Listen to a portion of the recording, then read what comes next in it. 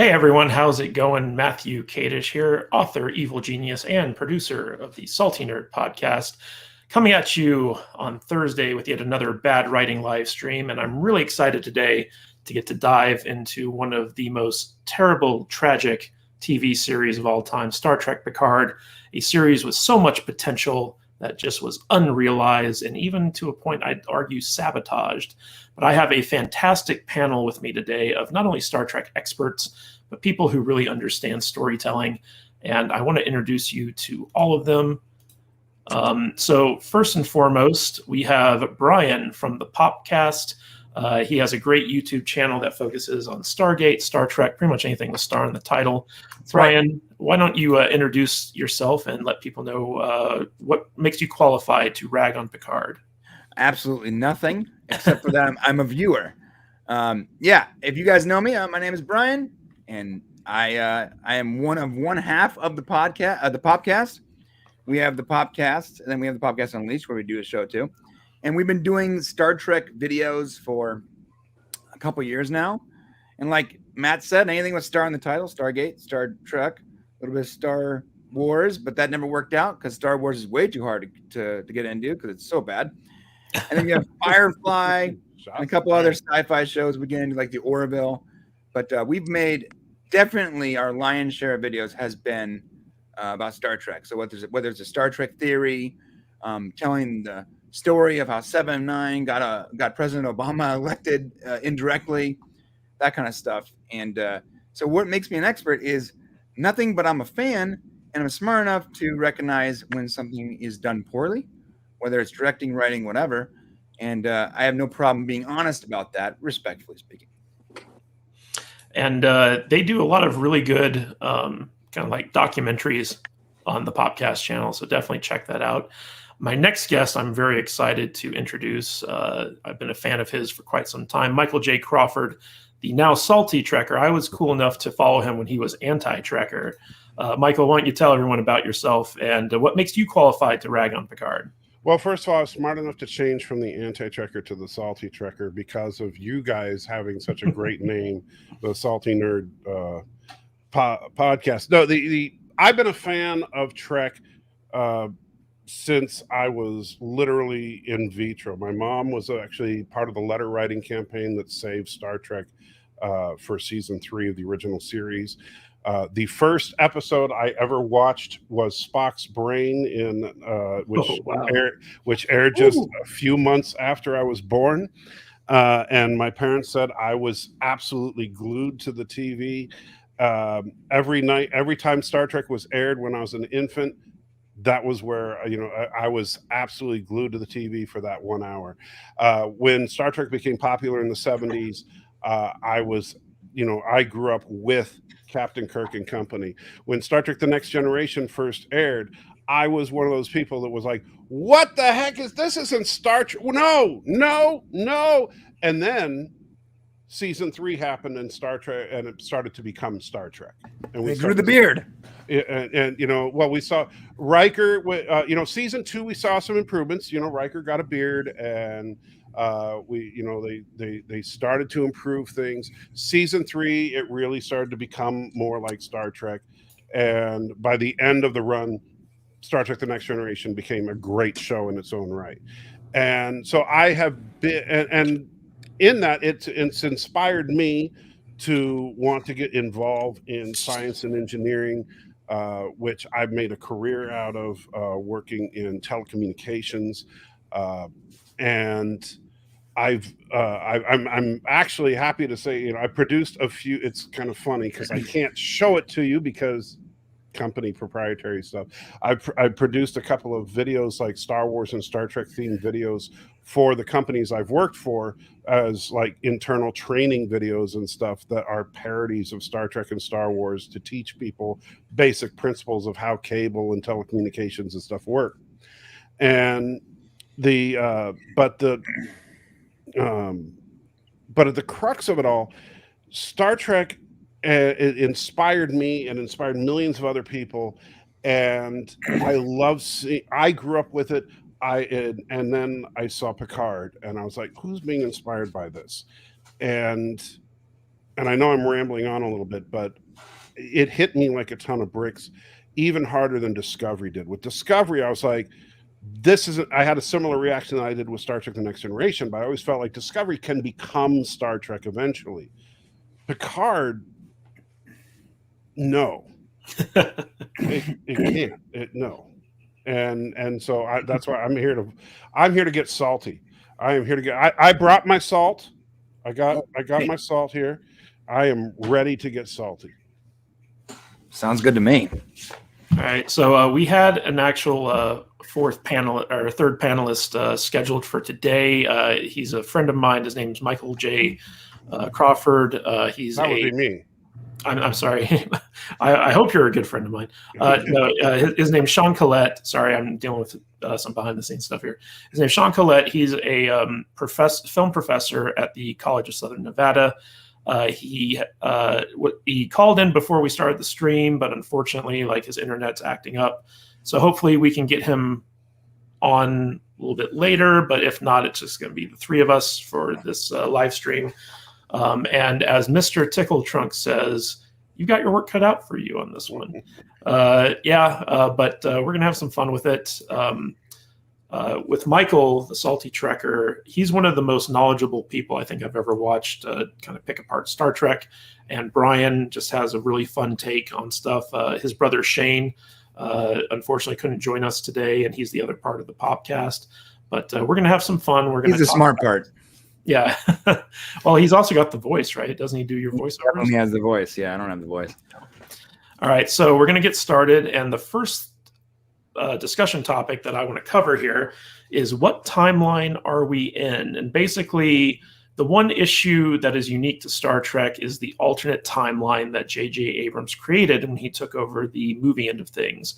And this Kelvin timeline has created so much debate among fans as to when the Kurtzman era shows take place.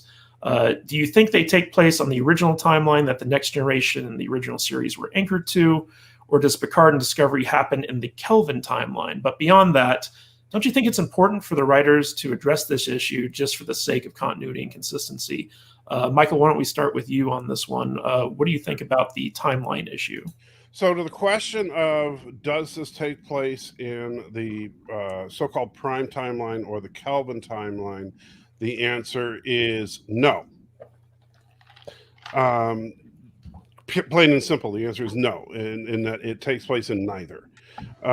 They've already made it clear that this is not the Kelvin timeline. And in fact, in dialogue in Discovery Season 3, they even tried to make that a coy little thing where they said, people crossing over.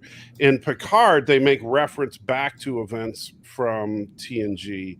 But I don't think that the TNG/Discovery stuff, because I do think TNG and Discovery are in the same timeline. I think there's nobody that would debate that, because the similarities are just too obvious.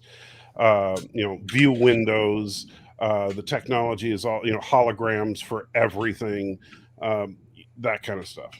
But I think it's in a separate timeline that branched off from the prime timeline, because, and his is my own part, I know this is a fan theory, but this is the only way it works for me, is that when in First Contact, the Enterprise E went back to stop the Borg. They left behind Borg. That created a new timeline that the Enterprise era took place in, because remember, the Enterprise bumped into those Borg, which means that is now in a divergent timeline, because those Borg weren't around for Kirk, and those Borg also were not around in TNG, because the best of both worlds, they would have known about them. But that timeline bred us Enterprise, and then Discovery, and then eventually Picard. And so that is in its own timeline. And I think the Kelvin timeline branched off of that timeline. So Brian, don't you think it would be important for the show to at least address this, like establish, like, whether Michael's right or not, like, what timeline are we in? Yeah, no, you're exactly right. And it's funny that you brought that up, Mike, because we literally the video before our last, our docu short before this last one, was called the Borg paradox. And it described exactly what you just described, because it's a paradox, which means either it's an intentional paradox or it was a massive writing hole that they just decided to double down on. And I did a video, gosh, a couple of years back. It was called the triple timeline theory that addressed it a little bit. This was prior to the advent of Picard, but now I would include Picard in that alternate timeline. Before Discovery Season 1 had happened, and I'd simply theorized that Discovery Season 1 became the ultimate result of that timeline, and that the Kelvin timeline branched off of that. And that's why Discovery and the Kelvin timeline look so similar. Well, what I find interesting is that in the first JJ movie, they have the destruction of Romulus with the supernova, and Picard carried that through. So it's almost like this is the original timeline. We're seeing it play out after Spock went back, right? And Nero created the alternate Kelvin timeline. But it'd just be nice if the show bothered to tell the audience, hey, this is the timeline we're in, because with it, that comes with a bunch of like history and continuity and stuff like that. And so like if they said, oh, this is an alternate timeline and the past isn't what you remember from the TV shows, that would be one thing. But leaving it so nebulous, it creates such a, what do you call it? Like a disconnect amongst the audience.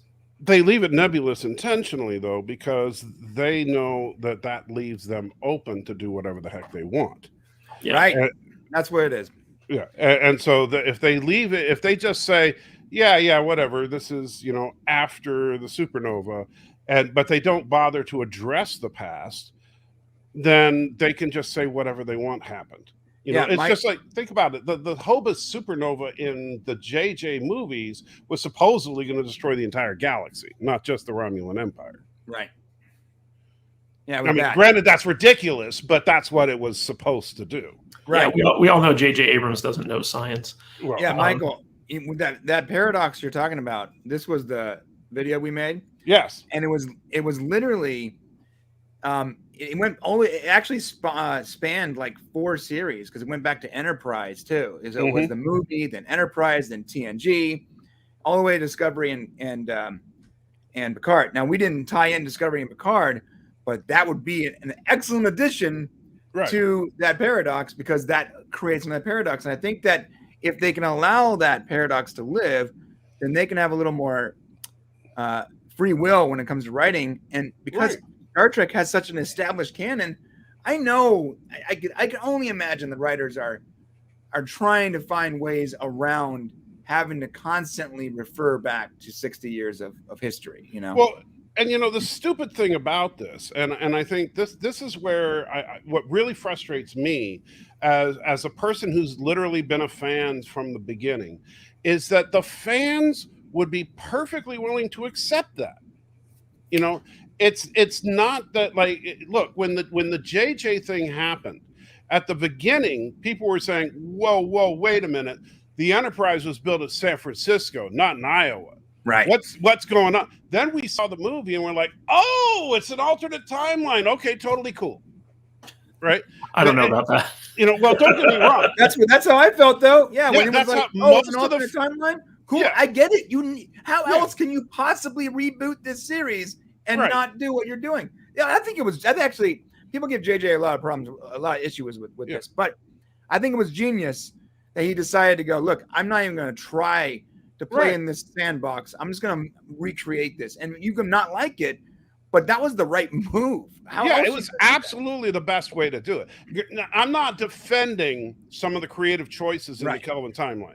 I think the Enterprise looks like a floating piece of crap. I think that the way they handled some of the characters was horrible. I mean, we could spend an entire night just talking about the Kelvin timeline. Yeah, a lot of problems with it, but the idea that idea that was genius. That was genius. Absolutely. Yeah.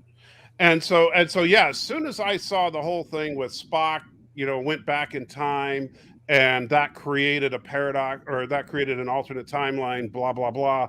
Now we have an alternate Kirk that was born early in transit to Earth, and we have the Enterprise built on okay, great, no problem. Now they have more freedom. They have freedom. Yeah. I had no Freedom problem to with make that. bad decisions, but Right. Well, But the freedom aspect aside, I think that when we're talking about Picard as a series, it's right. probably important to set up, is this the Picard with the Next Generation timeline that we all know very well, or is this Picard in a whole new timeline? And, Michael, you are right. They kept it nebulous because they wanted to get away with breaking continuity. Mhm. But I feel like a serious storyteller who was handling this property would at least bother to address that issue so Yes, that the audience knows where we're coming from. Matthew, Right. you use the term serious storytelling. That is not the team that we have right now, which I don't like saying bad things about people. I really don't, because I don't know these people. I'm sure they're perfectly nice people, but serious creative storytellers, they are not. All right. Right. They're great at making visual masterpieces. They're Absolutely. great, they're great at making things that are pleasing to the senses. But storytellers, Okay, so is it no. All right, we got Sean. Sean, can you hear us? I can hear you. Can you hear me? Hey, Hey, there he is. Welcome back, Sean. Thank you. Jeez. Yeah, little thank technical issues there. Well, I've decided to use my wife's laptop. Thank you very much, honey. I don't own a laptop. I everything I do is through Yeah, desktop. you're a college professor. You teach editing and visual effects. Yeah, so All your stuff's at the office. I don't have any use for any of this. So okay, I'm sorry. What I miss? All right, so Sean, we were just kind of wrapping up our first discussion point, which is about the timeline and how you would think that the creators and writers of Star Trek Picard would establish what timeline we're in, whether it's J.J. Abrams' timeline, the original TNG timeline, or something completely different. And actually, I wanted to mention to you, Michael, what surprised me most about the storytelling in this series is that you have Michael Chabon, who is a Pulitzer Prize-winning novelist, a guy who, by all intents and purposes, is a fantastic writer, showrunning this. And as the series went along, I was like, did Michael Chabon get replaced by a body snatcher? Like, this is not the work of a Pulitzer Prize-winning novelist. This is the work of a hack. So, Sean, what do you think about Michael Chabon's work on Star Trek Picard and the timeline that we never got established? Well, I remember when he was first brought on board. They made the big announcement. Oh, Pulitzer Prize and everything. But he's not a Star Trek fan, and he's not necessarily as familiar with the material. And also, you have the Bible that they've rewritten for Star Trek, the show. So I imagine that, maybe what he would have come up with on his own would have been brilliant. But they said, no, you can't do that. Oh, okay. Well, then can I try this? No, you can't do. So who knows what the real reason is? But I think fundamentally, it wasn't necessarily just one issue, like him. The show was definitely designed and written without good intentions. This was not written with the intention of entering, or reviving Star Trek. This was written with the intention of trying to improve Star Trek based on their particular. I feel it was like a cash grab almost. Yeah, it was. They've got the title, and the rights to all of it and everything, and they're like, well, let's see, what can we do to make it fit us? And it wasn't written by Star Trek fans, and it wasn't written for Star Trek fans. It was written as a way to grab something away from people that loved it. People that are flaky, by the way. I mean, they're not going to stick around. Yeah. Now, Michael, Brian, don't you? I seem to remember, and you guys can correct me on this. There was a point where Sir Patrick Stewart made a demand that, like, he's only going to come back if there were certain elements of the story written to his satisfaction. Can you fill me in on that? Yeah, no, man. I actually made a whole docu-series about that as well. And we made a video or a docu short called He Wasn't Coming Back. And the reason was he didn't want to revisit that character. And the way they sold him on revisiting Picard was that he can update that character to his own personal political leanings and opinions, and he can, give that character a sending off, not based on what was written for him 30 years ago, but what he believes personally now. Mhm. And with that in mind, he decided to revisit the character. So Yeah. normally when an actor comes back to a series they don't want to come back to, it's because the studio backs a dump truck of money back up to their garage, opens the hood, beep, beep, and then just fills the west wing of their house. But Sir Patrick didn't. That wasn't his motivation. His motivation was certainly finishing the character in a way that made him feel better, and they gave him enough control to do that. Now, sometimes maybe the actor who's not the writer, who's not the producer, who's very good at acting, maybe shouldn't be in charge of the character's motivations, and that's probably what we're seeing today. But that's why he came back, was because he got pretty much full control of his character's motivations, which was really important to him. As a 90, he's 90, right? He's very old. No, he's he's 80. He's actually 10 years younger than William Shatner. Can you believe that? Yeah. Oh my God, really? Yes. Yeah. William Shatner looks younger. Yes, I know. Oh, yeah. He could kick his ass too. I mean, Shatner. Whatever it is, he's old, right? And he's done acting. This is probably his last acting gig. Let's be real. And it's his most prolific character. He wants to make sure that he sends this character off with the opinions and leanings and everything that he probably feels personally, and that's why he did. Yeah, didn't he make a couple demands? Like he didn't want to be on the bridge of the Enterprise. Like he didn't want to be uniforms. That kind of he wouldn't wear uniforms. So like they made a lot of concessions to Sir Patrick in order to get him to come back. This show is a shining example of why actors should not be given any level of creative control. And I mean, don't get me wrong. I think that Sir Patrick is probably the single greatest actor to grace Star Trek with his presence. Shatner hasn't beat, in my opinion. I think don't get me wrong. Shatner is the greatest single presence in all of Trek. Yes. But Sir Patrick is the finest actor to have graced Star Trek, and I mean, come on, all you have to do is watch Chain of Command to know that you are in the presence of greatness when you are in the presence of Sir Patrick. How did we ever disagree on anything, Salty Trekker? I don't know. I genuinely don't remember. I agree with literally every word. I think that's why your brother isn't here. By the way, I think he's just afraid of me. But anyway, you disagree with him, not me. So, but here's the problem, because what we have here is not. Like you were saying, like you were talking about having Patrick Stewart revisit the character. He didn't. We don't have the character Picard. What we have in this series is we have the world. We have Patrick Stewart playing Patrick Stewart, and he has single-handedly demanded that they change the world of the Federation to the world as he sees it, and that's why we have Admiral Pottymouth. That's why we have this dystopian Federation and everything sucks, and all, because that's how Patrick Stewart sees the world. Right. And we're going to talk about that in a little bit, but I want to get to our second discussion. Sorry, I didn't mean to jump the gun there. Oh, no, it's fine.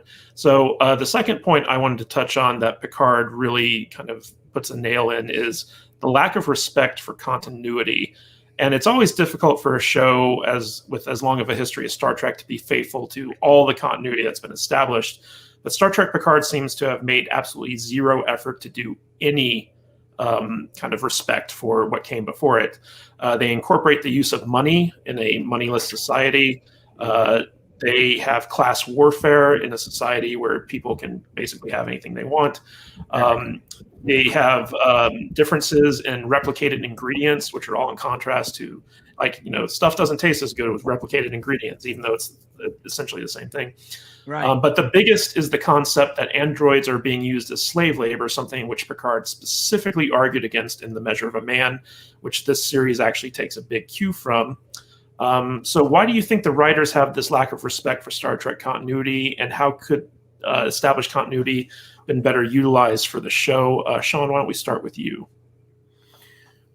Well, I think, I mean, if you're looking for an absolute start, it goes back to getting people that understand the material well enough and are going to maintain that verisimilitude. I mean, like you said here in the notes, be faithful to continuity. And these people don't know the continuity. In fact, I'd say that the people writing it, based on what I've seen, they have a disrespect for the people that know the material. There's not any. It's not like, they don't look at it the way we look at it. I like I said, by the time Star Wars was released in the theater, I was already in love with Star Trek. So yeah, I mean, I didn't really glom on to that particular franchise. But I think that, what the money, I think it's not that they lost sight of it or anything like that. It's just that they're not familiar with the material. They don't really have a fundamental respect. I mean, you could see, Trekkies or Trekkers arguing about certain plot points and what was in the safe in Kirk's quarters and stuff like this. And they can go on for days with that. With these people here, they know the Borg. Okay.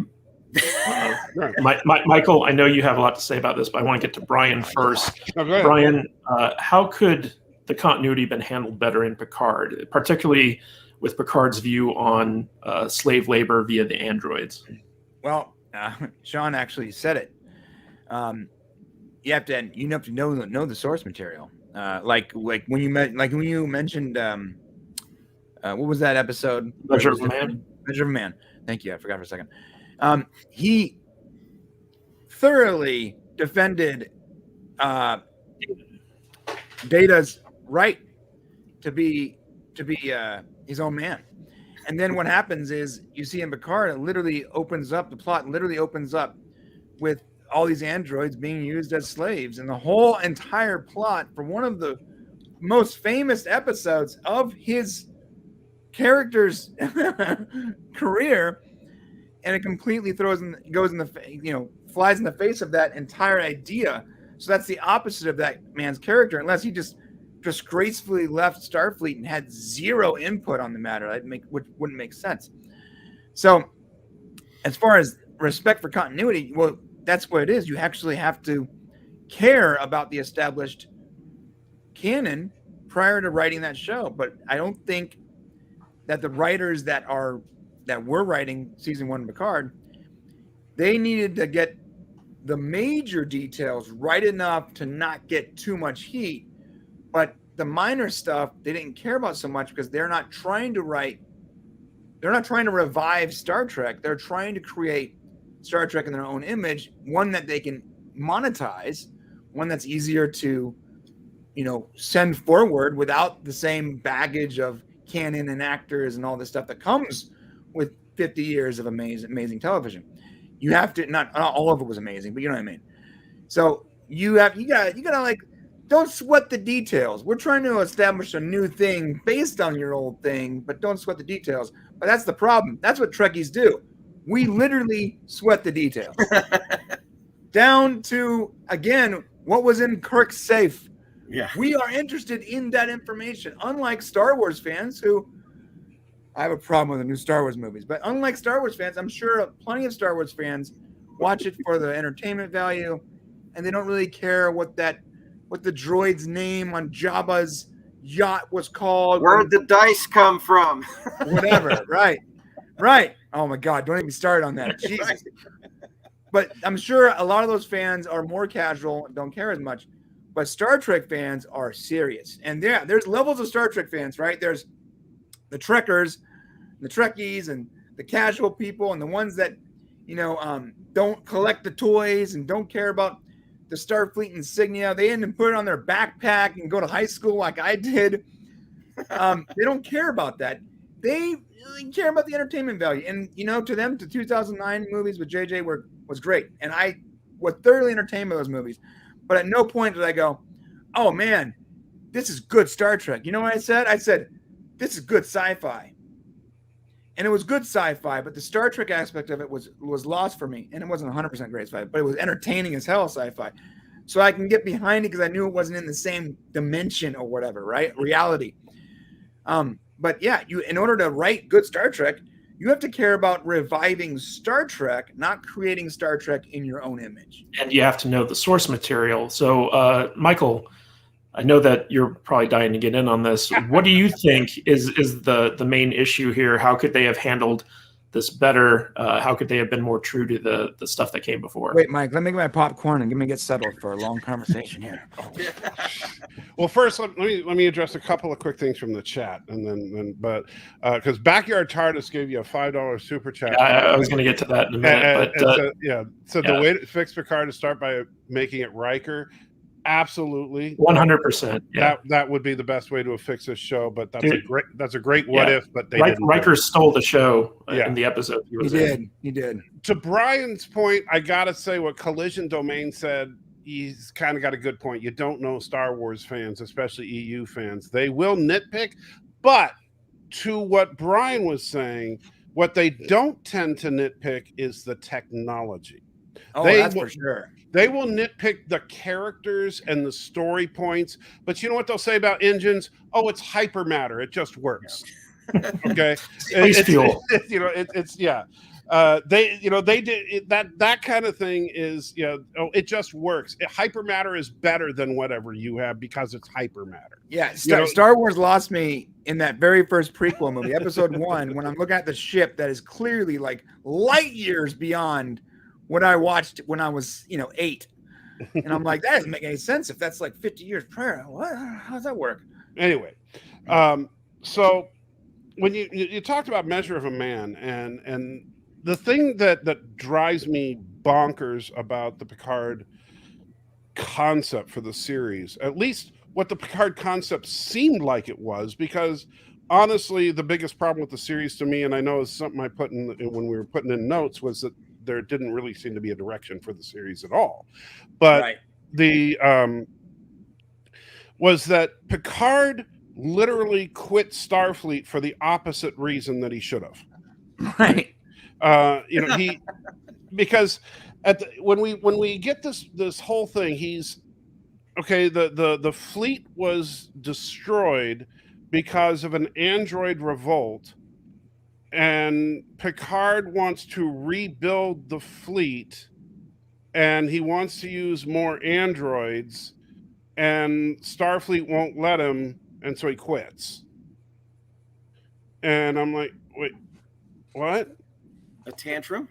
And the funny thing about it is that now, if you've seen Measure of a Man, and I don't know when the last time any of you guys on this panel have seen it, but anybody that's seen that episode recently enough to remember the basic premise or the basic flow of the episode, the best scene in that episode is not the courtroom drama. The courtroom drama is pretty good, but it's Picard at the bar with Guinan, talking to Guinan, and Guinan is talking to him about one day they'll just make whole armies of disposable people. Yeah. And imagine her saying that and just fading to those shots of all those Data-looking robots doing their job on Mars. That's exactly what Guinan was predicting. And yet Picard was all for it. Right? Who wrote this crap? Picard should have quit because they were using robot labor. Yeah. Right?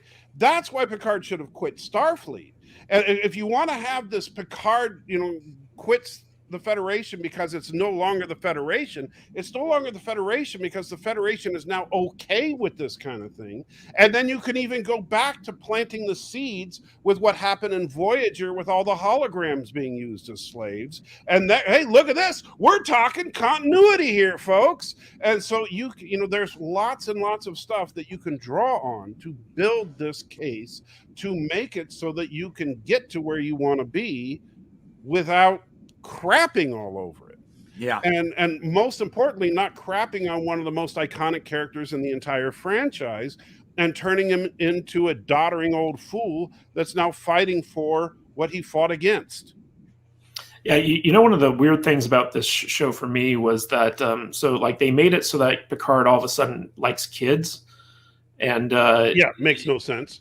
yeah, it was just completely like they didn't know what his character was. And I don't know how much of that was Sir Patrick's influence and how much of it was just I don't ignorance know, on the but part of the writers.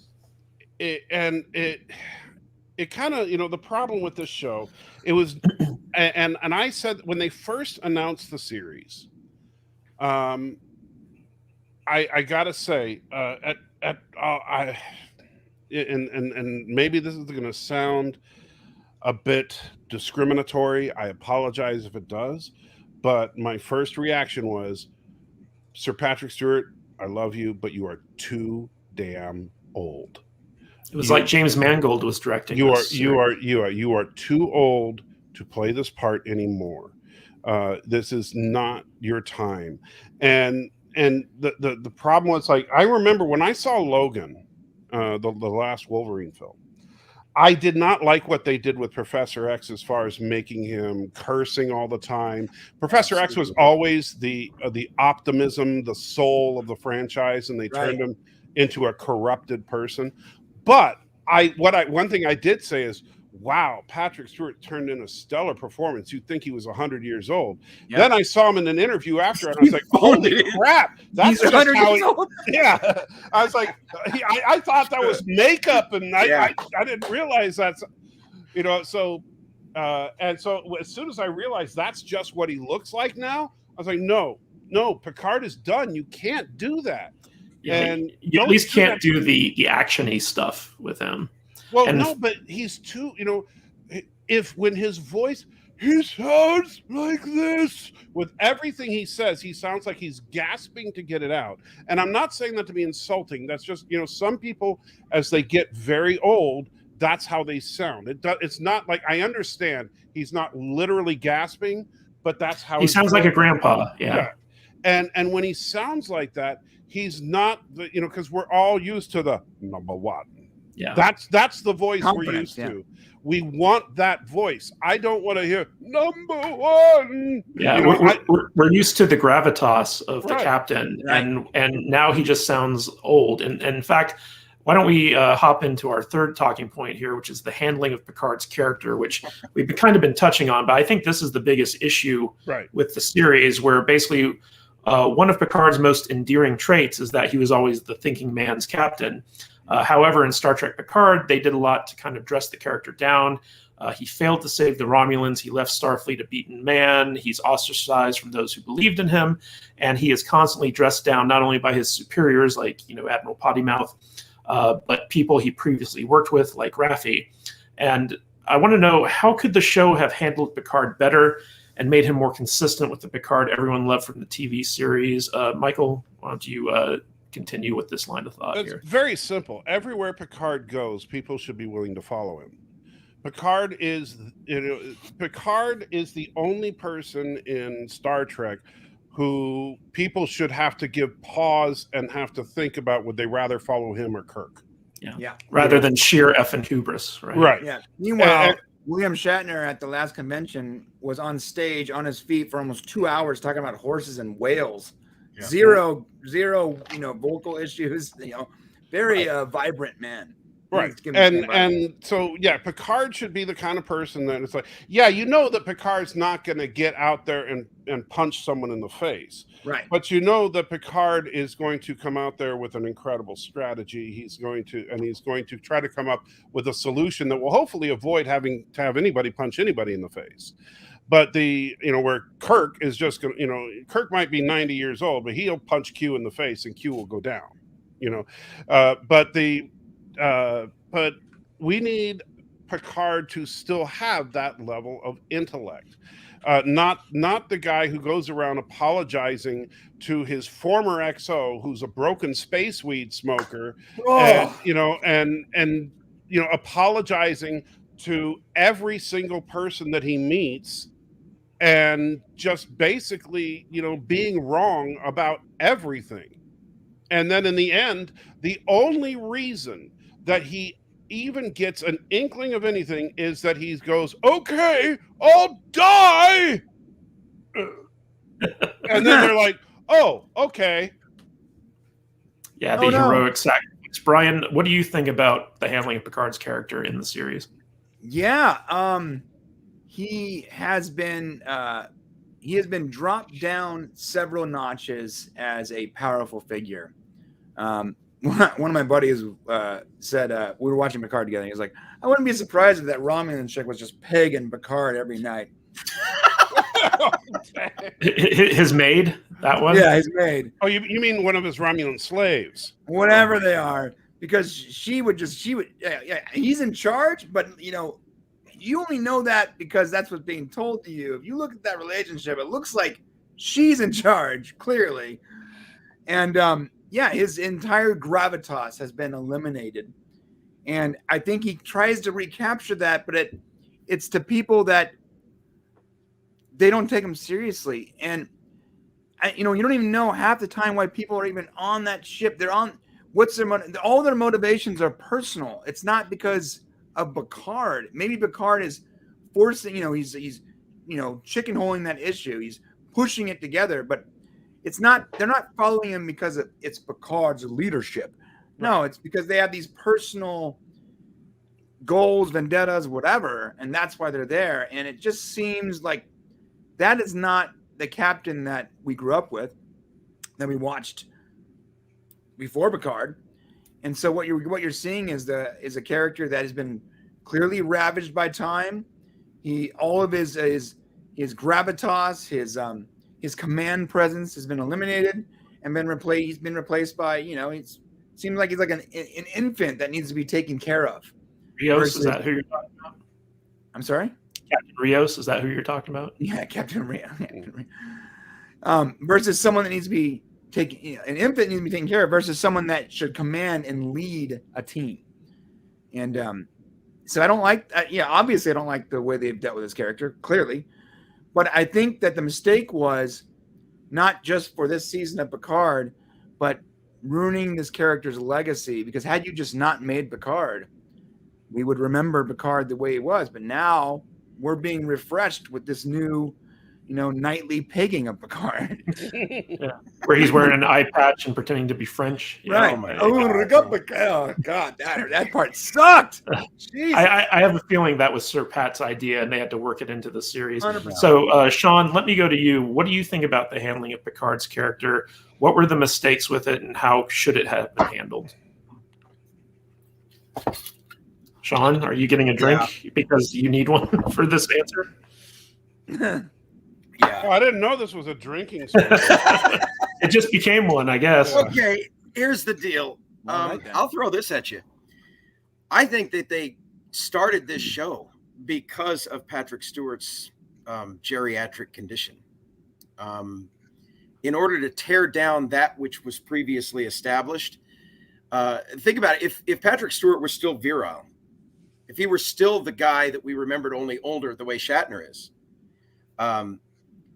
it'd be very, very difficult to tear him down. In his condition now, it's easy. It's very believable that he could be torn down this way. And I think that was genuinely the intention. It's the same thing with Rey Skywalker and all of this other. The way they're doing this is they're replacing what we treasured with that which is, the new version, the current year version of it. And in order to do that, you really have to be able to victimize the old characters. And they've done that with this. I think if they tried to do the same thing with Kirk, it wouldn't work. Shatner is still he commands too much respect even now.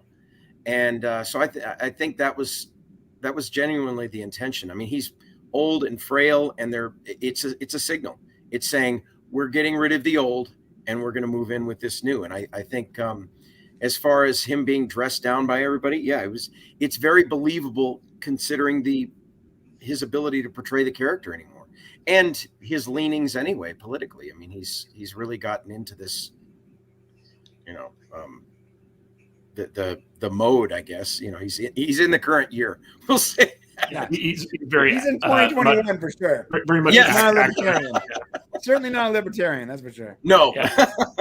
Yeah, he's very ideological. Yes. So, one of the things about this show, and I remember when I watched the first episode, there was a point where Data's daughter, spoilers for anyone who hasn't seen it, she explodes, and there's this massive explosion, and Picard gets thrown like like 50 feet backwards from the shockwave, and he wakes up at home, convalescing with his Romulan slaves. And I'm just like, someone that old being that close to an explosion, he'd have died. He'd have died like right there. Listen, I'm not even that old, and I would have died. I would have died. Yeah. Even if he hadn't died, they'd have taken him to a Starfleet hospital or something with actual like medical equipment, as opposed to like his chateau on the couch with his two caretakers. I find it incredible. Like, to me, the issue here as a storyteller should have been play to Picard's strengths. Okay, he's older. He can't do the physical stuff that he was doing in First Contact and stuff like that anymore. So he has a new mission. He has to use his brain. He has to use his experience, and he has to select new, younger people to help make up for his shortcomings. It's almost like, if you guys ever seen Rambo 4, probably the second best Rambo movie after First Blood. But Stallone, he was like, well, I'm getting older, so I need a mercenary unit to help me take on this entire Cambodian army. So he brought in other characters to kind of make it more believable that he could, do what he needed to do as Rambo. You're gonna hate me, Matt. I've never seen a single Rambo movie. Really? I don't hate you for that. I pity you, because they're really good. Don't watch the last one though, because it ends at 4. There are only 4 Rambo movies. I grew up Amish, though. Yeah. Okay. But the idea here is that the issue with Picard's character really comes down to the fact that the show did not play to his strengths. Instead, it highlighted his weaknesses, and I think that was a big mistake. Big mistake. And I have a question for the panel in general, and hopefully when Michael gets back, he'll tackle this too. Why do you need a wine vineyard in a society that can replicate anything it needs? Like, couldn't you just replicate grapes and, make wine from it? I have an answer for that. Okay, let's hear it. Merchandising. Merchandising. You can sell Picard Vineyard hats and Picard wine like they did at the first show we went to when I first met you. And plus, remember, he was on a vineyard in TNG in his old age, so they gotta they want to have a connection to the old series. So there it is. But yeah, you don't really need one. You're right. Well, the other thing too is like Scotty addressed this too. The synthetic scotch, it didn't meet his taste. So presumably there's got to be something maybe lacking in synthesized, grapes or whatever. I mean, maybe, because I do know that there's always been kind of this thing with the replicators that it's not as good as the real thing. Except that in the first season of TNG, when they brought those guys in from the 20th century, they thought that the alcohol that they replicated was awesome. Yeah, he said best martini I ever had. Now that's fine, but I think that's kind of like that guy was an optimist about everything. Leon Rippey, when he played that character, he was just maybe that was just like he was used to drinking rock gut. Yeah. Doesn't synthol have you don't get a hangover or you don't get drunk or something? Good drunk. That's what I thought. Synthahol, my understanding is that with synthahol, you can easily shake off the intoxicating effects. Basically, if you don't want to be drunk, it will leave your system. Where's the fun in that? Yeah, there's no fun in that. Well, I was always under the impression that the replicators, they would have a source material with which to copy, and then they'd be able to recreate that perfectly. I mean, I could be wrong on that. But Michael, I wanted to ask you, because I asked the other guys, what's the point of having a vineyard in the future when you could just replicate the grapes and make the wine from that? Well, because Picard is an aristocrat in a society that has no money and has servants that have to tend his fields that he doesn't pay. Well, apparently there's money in this version of Star Trek. No, because it's Picard, and so Picard doesn't, because even if there is money, Picard would be morally opposed to it. So, that's right. So clearly he doesn't pay his Romulan slaves. That's why I call them Romulan slaves. Clearly, you'll get nothing and like it. Yeah, we're going to get nothing except for wine. Yeah, they care for him because that's what they want out of life is to Right. serve. And I don't care what anybody says about some comic book that says that they're grateful Tal Shiar agents. You know what? That's great. You know what? The slaves are grateful to the master for letting them work his fields. You know, that makes it even better. Yeah. That you know, so there's some grateful Romulan slaves tending his field. You know, so you know, and I'm sure that they're grateful every night as they clip his toenails and you know, change his diapers. Yeah, it's like, come on. Would you help me change my sack? Where's my proper pegging? It's Proper pegging. No, it's honestly, I think that almost everything about the way they handle his character on the show is offensive, because it's, you know, I understand you could, if you want to put in something about the legacy of Chateau Picard, right? That, okay, this vineyard has been around for 250 years, back in the day when people made wine for money. Now we just do it because of the grand tradition or whatever. And the vineyard is actually a museum open to the public, but because I'm the last Picard, I tend it or whatever. You know, I think, you know, I could see them saying some BS like that. You know, that's fine. Well, you just wrote something better than actually what made it into the show. Yeah, exactly. But instead, they have Picard living there with his Romulan slaves. You know, ouch, with an Irish accent. And didn't the chateau originally burn down? So that's like a replication. Yeah, that's actually of the really old chateau. Yeah, it's a rebuilt ancient chateau. Yeah. Well, I think they missed that episode. Yeah. I think they missed a lot of episodes, actually. Well, considering it looks nothing like the original chateau anyway. So, yeah, but I want to transition from Picard to a different character, which this show did a huge disservice to, which is the mishandling of 7 of 9 and the Borg. Okay, so I need my bottle opener. So the Borg play a big role in Star Trek Picard, but this remnant Borg cube is never properly set up or established before they dive into using it. We see 7 of 9, who seems to have regressed as a character from who she was in Voyager, and her sexuality was changed to be more fluid, whereas this was never previously established for her. Her temptation to become the new Borg queen is never fully explored, and the Borg being jettisoned into space despite First Contact establishing this is not a death sentence for the Borg seem contrived. So how should the Borg and 7 of 9 story been handled, in your opinion? Brian, why don't we start with you? Well, we probably shouldn't have addressed the Borg so quickly. Maybe just leave them out of the story for a while. Well, you can't have a Picard story without the Borg. Don't you know this? No, I don't know. Look, I love the Borg as much as any other Trekkie. I think the Borg is one of the coolest villains in sci-fi science fiction. It's a really cool idea, and it's good for storytelling. But we have done the Borg to death. We can take a break for a season before we go back into the Borg. We really can. But if we absolutely have to tackle the Borg, let's not whittle them down to the last remaining cube and Borg just being taken apart. They literally pulled the teeth out of the once vicious Borg in one episode, in one season of Picard. They just destroyed how epically horrifying the Borg were and how they were written before. I mean, like these space locusts, millions and billions of units, people, beings that were transformed into Borg, just, you know, flowing over the universe like a slow moving, you know, hurricane, eating everything in their path. That was terrifying. And then they weren't.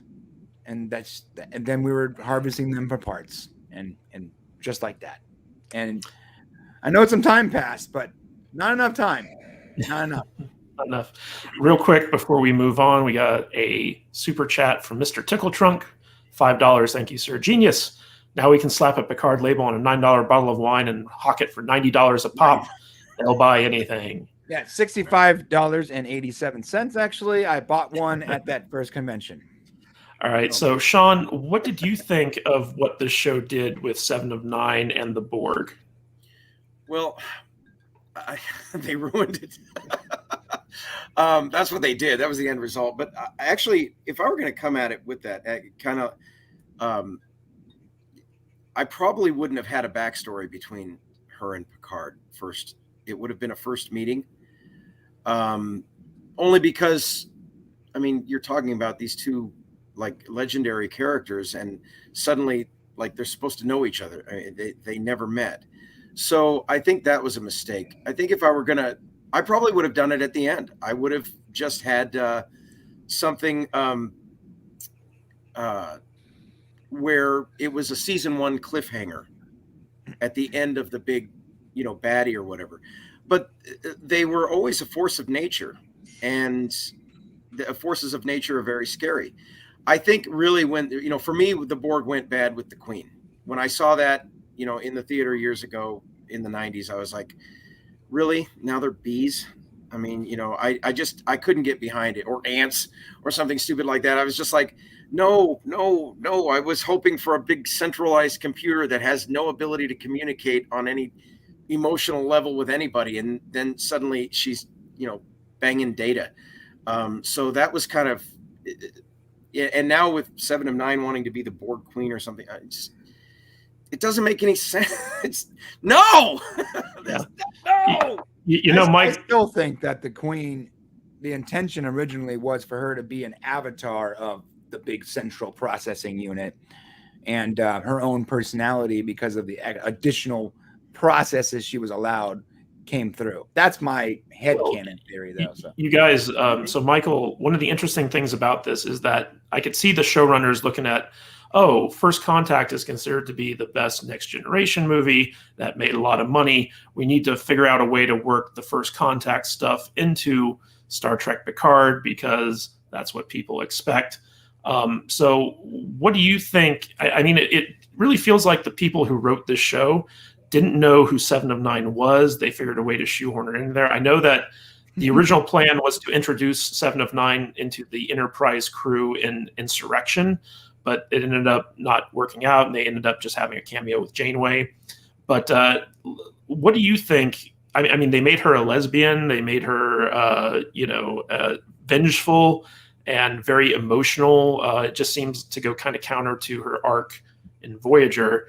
So what did you think of the handling of this character and the handling of the Borg in general? Well, Sean made me think that I should get some wine. Is that Chateau Picard wine? Nah,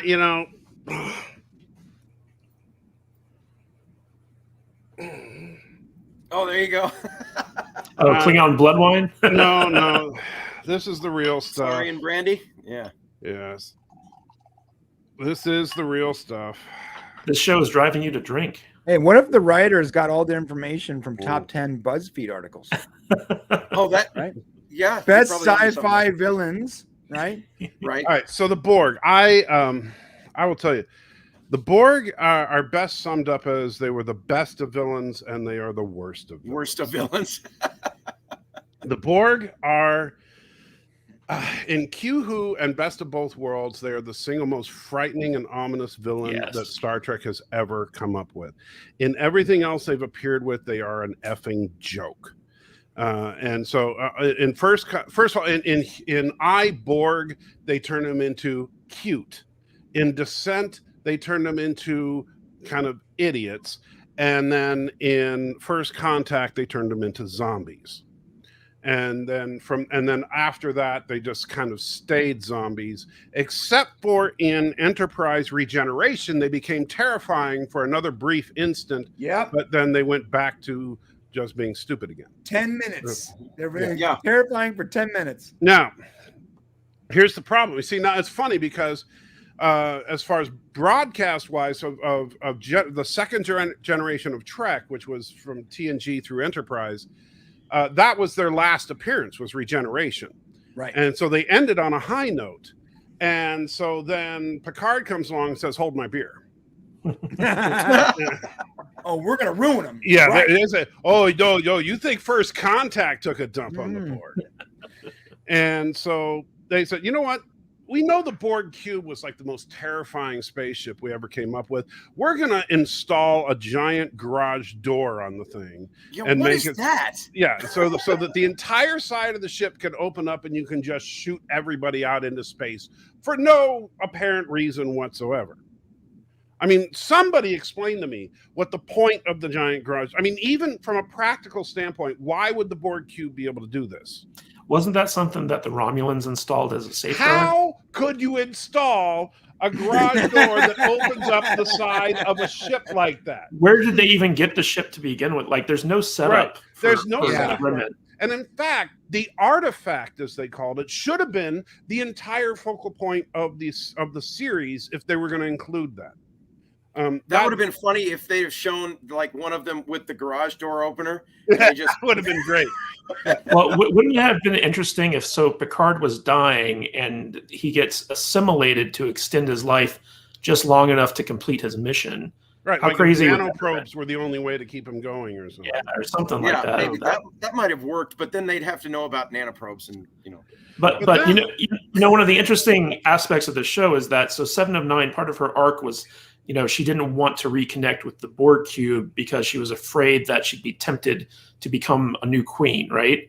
And then, like, the minute that she does that in order to try to, save the day, it gets turned around on her and all the Borg get jettisoned into space. And she's like, no. But then again, First Contact established that's not a death sentence for the Borg. Like, they're just hanging out in space. They could have been collected, brought back in. Right. So, they should have all Princess Leia right back into the ship. Yeah. What was the thinking? Yeah. What do you think was the thinking there from the storytellers with that? Like, shouldn't they have known? Use the word thinking? Yeah, that was what was going on. It doesn't make any sense whatsoever, because the minute they introduce that Borg cube, the second that we see the artifact, then to everybody who knows anything about the show, we immediately know that this show is going to end with a gigantic battle involving that Borg cube and a fleet of ships. That was a foregone conclusion. And of course, what did we get? The Borg cube gets sucked down by flowers. Yeah, we're going to get to that in a little bit. Yeah, flowers. And so, flowers. But somebody explain to me how that even happened, because all the Borg got shot out into space. So how did the Borg cube even work? Well, didn't 7 of 9 pilot it down to by herself? No, not all the Borg. There was still. But some why Borg. not? How did enough Borg stay on the ship for it to work? And if enough Borg stayed on it for it to work, no, none of this makes any sense. No, it doesn't. There was enough. There was a certain amount of Borg, and it was enough Borg. How many Borg is enough Borg? 3? I also 12? I don't know. Yes, since we're on the topic of the Borg, I want to point out what happened to Icheb in this series, which was probably one of the most gruesome things in any Star Trek. Oh, that ever. Was so stupid. So excessive. Was it trying to I think it was trying to create this emotional tie to 7 9. But I'm sorry. Look, this is not meant as a diss on Jerry Ryan, but her over the top. No, when with Icheb died and everything, I was just like, man, what am I watching? I mean, that was definitely something that kids could not watch. Oh, yeah. No. Well, there was very little about Picard that I would let kids watch. Yeah. Admiral Potty Mouth alone is enough to make sure that the kids shouldn't. I also think that's one of my biggest criticisms of the Kurtzman era of Star Trek is that it's not a family show anymore. You can't watch it with your kids. Oh, it's kind of the opposite of a family show. Yeah. It's gotten very adult. It's an adult show now. Yeah. There's no. I say that there's no positive intention behind this entire Kurtzman Trek franchise. It's not done with positive intentions. No. It's done from a cynical standpoint to tear things down which their betters had created, and that's all it is. But it's worse than that. It's for me, because people have argued when you say, well, this Star Trek is too dark or whatever. Because, well, Deep Space Nine was dark. No, Deep Space Nine had dark moments. Deep Space Nine was not a dark show. But Right. even if you wanted to argue, even if you just look at the dark episodes of DS9, Deep Space Nine was not nihilistic, which this show Right. is. Yeah, we're Yeah. going to get to that Yeah. a little bit later. But DS9 always had that core message of Federation hope. Right. You know, that life theme. meant something. Yeah. Mhm. Life is meaningless on this show. So we talked about 7 of 9, the Borg. Now I want to talk about the poor use of all the new characters that we're introduced to in this series.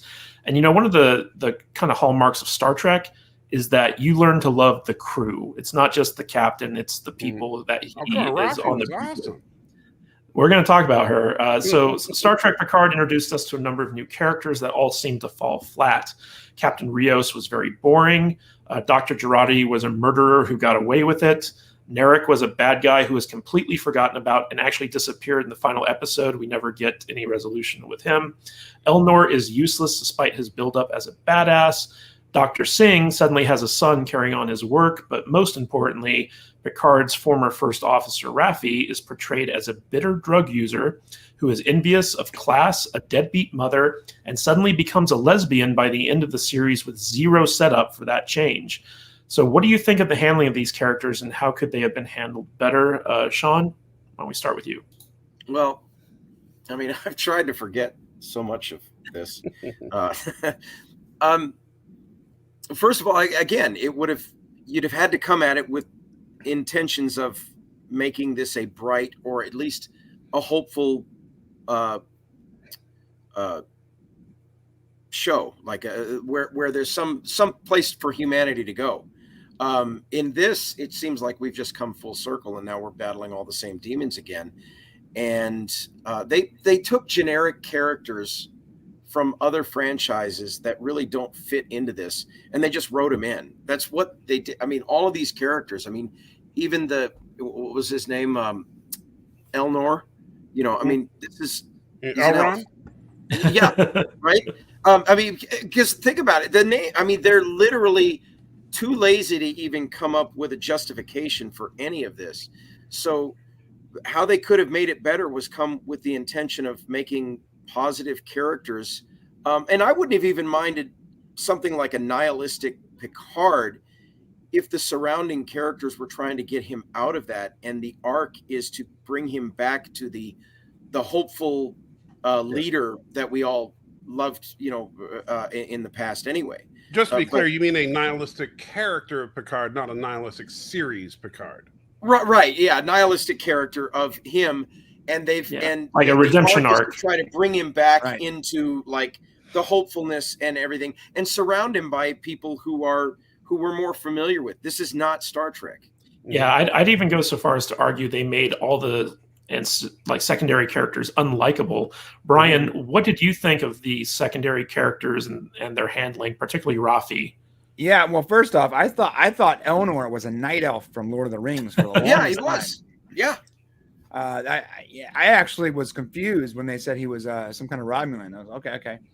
When it comes to Raffi, the whole vape drug addiction thing, the class envy.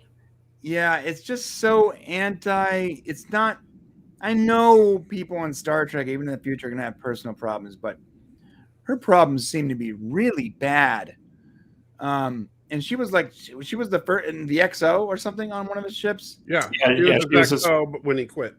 Yeah. Right. So I don't know. You know, you're supposed to like this character. I don't know how you can possibly like this character. She's very shrill too. Yeah, like she's shrill, annoying. She's short. She's mean.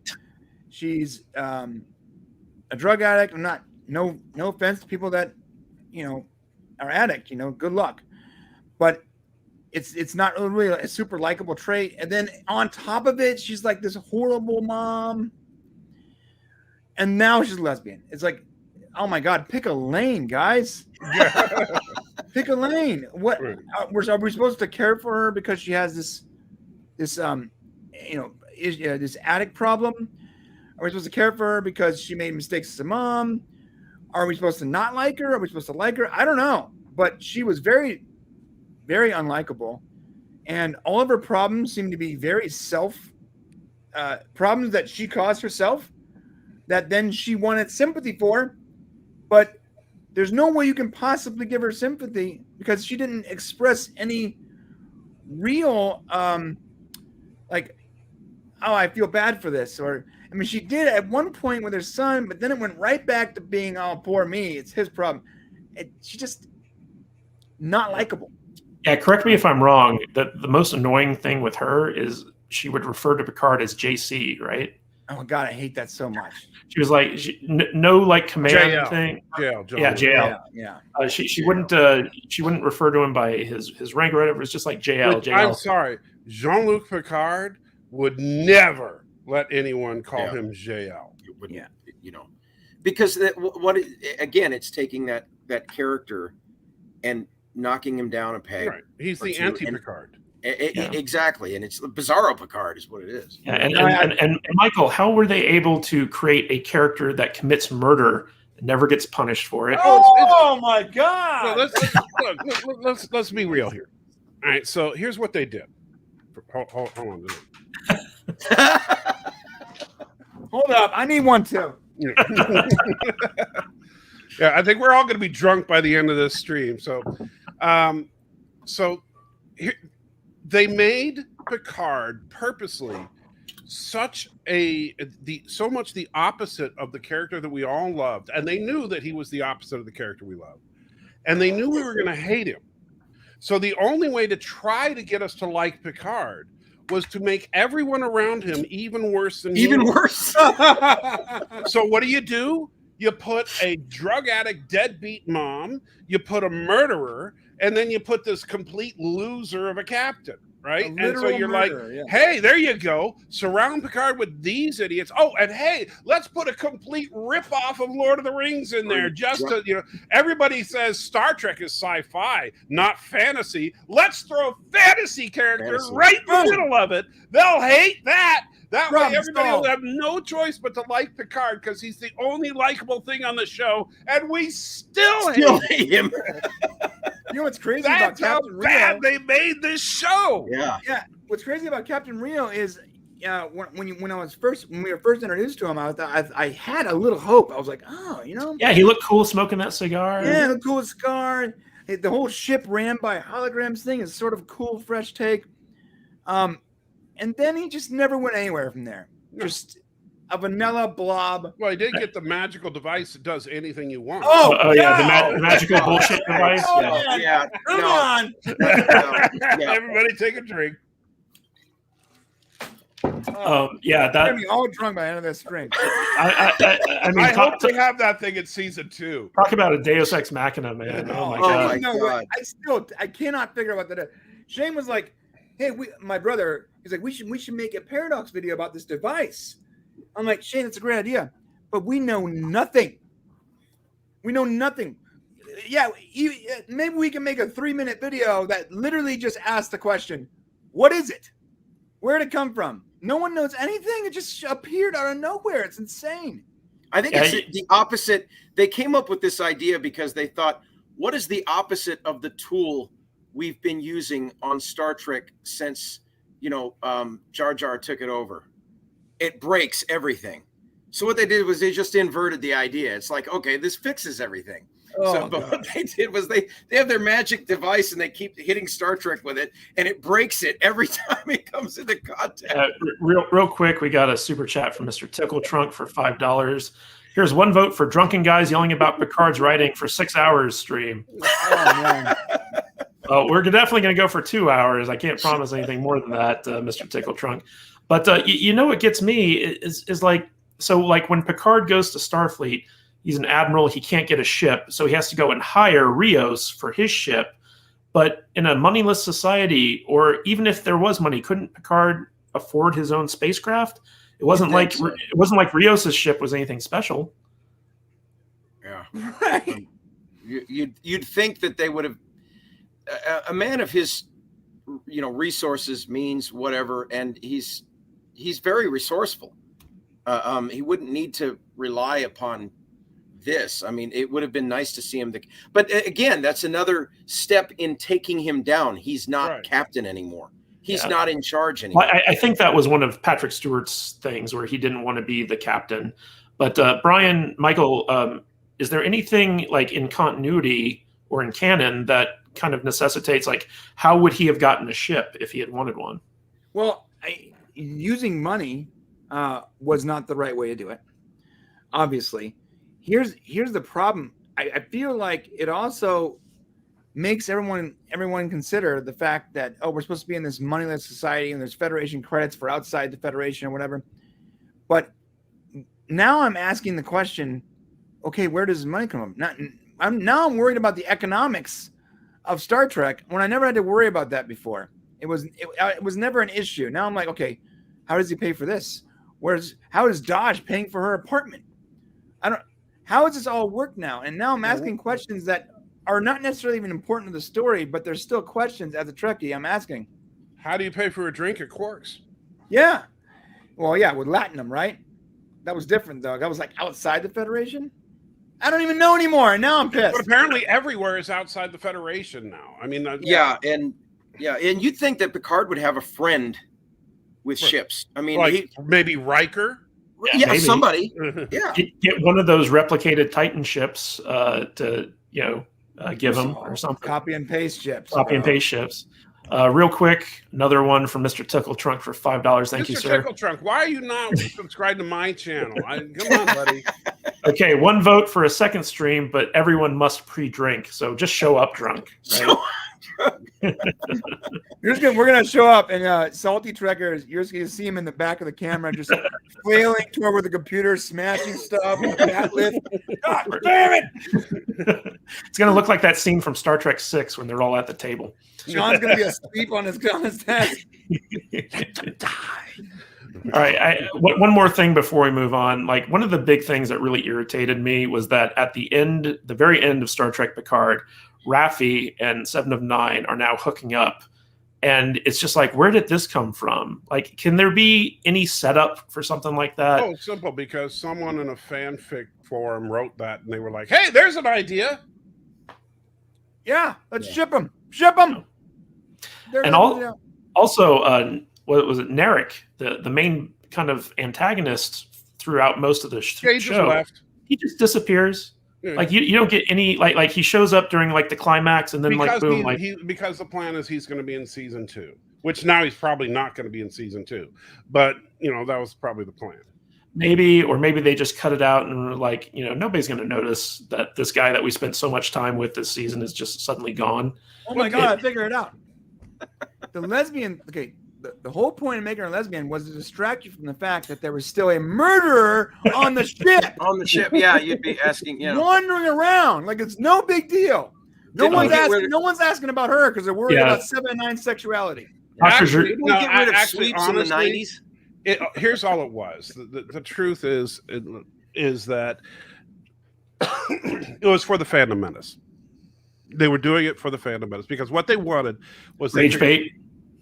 Well, they know that the Phantom Menace hates women and they hate lesbians, and therefore, if they threw a couple of lesbians in the last scene, they would have to say, well, at least Picard was good. But that still didn't work. They still hated Picard. So they were trying to play like 4D chess with the Phantom Menace. Come on now. Well, like as a storyteller, there's nothing wrong with introducing, gay characters into a story, but nothing about Raffi led us to believe that she was gay. Well, I mean, 7 had that relationship with the mob boss. Yeah, but I'm talking about 7. 7 has a long history in the franchise. 7 is not gay. And that's the problem, is that it's like, this is where you were talking earlier about respecting continuity. 7 has had multiple relationships in the franchise. We know her sexuality. And so to make her gay now, because she had 2 relationships in this in this last season, both of which were gay. Why? What is the point? She just got in her 50s. She got tired of men. Yeah, putting up with it. Whatever. I'm tired of men every day, so I get it. But the last minute of the last episode of the series, just here we go. No setup. Yeah, I mean, like, it would have been nice if they had at least hinted at this with Raffi. Like, maybe, like, when she met her son, he said, like, you left dad for another woman or something like that. Just something that would have given us a sense of who her character was, because I feel like they just kind of glossed over a lot of stuff with her and just showed us a lot of the bad stuff and made us hate her. Yeah, She's yeah. bad. At no moment did I like Rappy's character. In fact, every time she was on screen, she bothered me. When she criticized the cloud, okay, they're the Star Wars ripoff, the Cloud City thing or whatever it was called. She was criticizing the advertising, which I thought was sort of cool. I'm like, oh, it's funny they have this whole advertising thing. It looks like pop-ups, like that sort of works. And then she's like, "Oh, this is dumb." And I'm like, "Oh, okay, so another reason not to like you. Like everything you do is unlikable." All right, guys, I want to move on to the theme of Jar Jar. of this. So we have an issue here with thematic bifurcation, which is basically Star Trek has always been about humanity achieving its potential and exploring the galaxy to spread its ideals. That's always been kind of like the core fundamental theme behind Star Trek. And at its core, it always had a message of hope to it. And in the Kurtzman era, that message has seemingly been abandoned for nihilism or dystopianism, what have you. So why do you think the new Star Trek is so focused on dark themes as opposed to more hopeful themes of the original?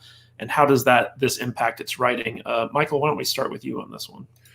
The honest truth of it, and I know we've been kidding around a lot here, but I do think that despite what a lot of people think, conspiracy theories and all that, I do think that the people that are ultimately behind this stuff do want to make money. I do think that they ultimately think they're going to make money doing this. And I think that they're ultimately wrong. And I think the reason they believe this is that a lot of Hollywood gets their information through focus groups and surveys and stuff like that. And they do this primarily through the theaters. They go to various theaters, they pull people and they sample survey, they pull people for focus groups, and they do this all around the country. They do it on a regular basis, but they only do it in urban areas. They don't go out to the countryside to do it. So they're only sampling about half the population.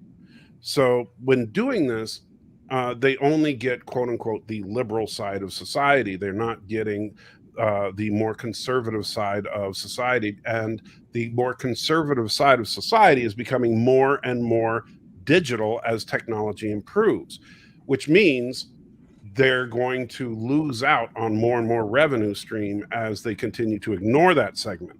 I think that ultimately, as time goes on, it will balance itself out. It may take 10, 15, 20 years for it to happen, but I do think that it will happen eventually. But right now they think that that's the smart thing to do, but they don't realize they're only capturing a fringe group, which is the extreme of a flawed sample survey. Which is going to push the pendulum back the other way eventually. You're absolutely right. Well, how much do you think like something like Battlestar Galactica was an influence on this, Sean? What do you think about that? The Battlestar Galactica, how so? Well, just going in the darker sci-fi direction, and now Hollywood thinks, oh, if it's not dark, people aren't going to tune into it. Well, so the thing about it is, first of all, like you touched on the streaming issue. The advantage that they have with the streaming services, and I've been talking to a lot of people about this, is that the show's already paid for. It's not like the old days where a movie or a television show had to rely upon customer satisfaction to stay on. You're paying for it because it's a streaming service. The money's already there. It doesn't have to be good. It just has to keep going to renew the contracts and things like that. I never really thought about that. That's it's a true. I mean, think about it. I mean, your viewership does not determine whether or not a show stays on the air on these streaming services. It doesn't make any difference anymore. So they can continue to put out crap. Who thought that Discovery was going to get a second season or a third or a fourth? Well, easy. It's paid for because it's a streaming service. The money's already there. So they can do whatever they want with it. And it's because it's now pooled in a big kitty.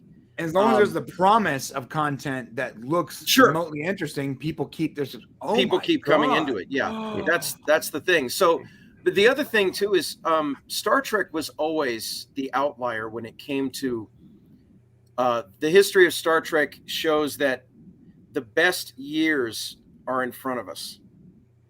And every other franchise, Battlestar Galactica, things like that, it's always behind us.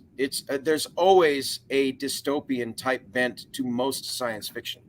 Star Trek was kind of the outlier in that regard. So it's not really unusual to be able to grab something that's dystopian and science fiction-y and, you know, use that. I think that's what they've glommed onto here. They've glommed onto, well, why does it have to be positive? Why can't we take it where everybody else is gone? But not realizing or caring that that's what made Star Trek special, was that it wasn't dystopian. You had more of a utopian. And there's no big questions being asked in this show. No. You think about that. There's no big questions, and they don't even ask questions. What they're doing is they're telling you what's what. You have to think this way, or you're a bad person. They're not asking the big questions. They're not trying to divide loyalties between two issues by representing both issues equally, and the audience comes up with it. It's the classic thing where this is what you need to think, and that's an end of it. And they're not going to, and they don't care. So when you compare it to Battlestar Galactica or something, they're just falling back into the same trope that every other science fiction franchise has. It's just, it's dark, it's dystopian, it sucks. And, you know, Sean, I'd like to ask you this, since you are the true expert on the panel on this, based on what you're seeing from the modern Trek, not looking at Lower Decks, of course, but as far as Picard and Discovery, to me, it's hard to even classify it as science fiction. Aside from the fact that it happens to take place in space in the Star Trek universe per se, the stories themselves don't feel very science fiction. It's more, the stories are more about the relationship of the people than about sci-fi concepts. That's what I said. There's no big questions being asked. Right. It's little tiny squabbles all being resolved at the expense of a character that we all grew up with watching. And that's what it's about. Yeah, I joke around about it, like with Discovery. I said that, you know, we used to have, you know, Dr. McCoy and Spock would quibble while they're trying to deal with a large issue of, you know, the galaxy being invaded by a giant, you know, 20,000 kilometer long germ. In the new show, we have, something's going on out there, but we're too busy hugging it out because we missed each other and we want to talk about our periods. Because that's the focal point of the show now. Instead, and now the relationship of the two individuals is what the show's about, instead of whatever's going on outside the ship. Right. So that was the dichotomy, the dynamic of old Star Trek was you had the balance between the emotional side with Dr. McCoy and then the logical, pragmatic side, and Kirk being in the middle and being able to base his conclusions on that. That was because you had to have both sides represented in these big questions they were asking. Right. But it was always about that big question. Right. Yeah, it was about the big question. So what determines science fiction? Is science fiction any story set in the future? No. No, it's not, right? No. But that's what these shows feel like now. It's like, okay, well, it's set in the future, so it's science fiction. Right. Yeah. And season 2, right? It's going to be in modern day LA. What's that? Yeah, isn't season 2 going to be in modern day LA? Well, at least part of it, spend any money? Yeah, it's like, they don't have to spend any money. So I'm saying, though, if you're not asking big questions and exploring new horizons, no pun intended for the new Orville teaser, but if you're not exploring that, then it's not really science fiction. You can take a genre like Marvel does. You can take a buddy cop film, set it in the comic book universe. You can call it a comic book movie, but it's actually a buddy cop film. If you take a World War II epic, set it in the Marvel universe, you can call it a comic book movie, but it's a World War II epic, right? World War II epic, yeah. That's what Star Trek is doing now, is they're setting everything, and a lot of sci-fi does this, but they set everything in the future, but they're not asking any big questions. It's still about interpersonal drama and politics, and it's a soap opera. It's a soap opera that happens to be set a couple hundred years in the future. The difference is that Marvel does it well. Right. And Paramount doesn't. Well, they did it well. Yeah. They did it well. Now, yeah. You know, they did it well. Now it's Civil War was a spy movie. It was just wrapped around comic book characters. Right. But see, the other thing too about Civil War was that was being one of the better Marvel films. It gave you two sides: Team Cap, Team Iron Man, And throughout the movie, you can understand both sides. Both sides were represented equally. Yes, You and cared they both about had good both. points. Yeah, that movie was phenomenal. Well, Endgame was a science fiction movie wrapped in a comic book movie, right?